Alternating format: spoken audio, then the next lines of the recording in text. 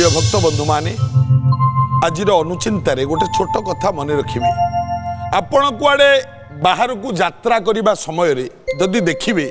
गोटे कुकुर पाटी किसी खाद्य धरी दौड़ी आपण आगे दौड़ी दौड़ी गला भारी शुभ आज्ञा किंतु कुकुर जो खाद्यटा पाटी नहीं कि जाऊँगी से खाद्यटा कौन से मांस न होइथिबा दरकार अन्य जेकोसी खाद्य होइथिबो देखि गले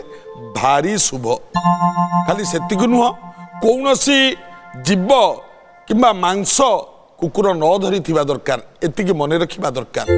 आ देखिले लोक कहती कुकुर बिलेई एमाने देखिले अशुभ नहीं आज्ञा कुकुर खाद्य धरी जाउथबा आपण जे देखंती बहुत शुभ होता है मानिले मंगल हब।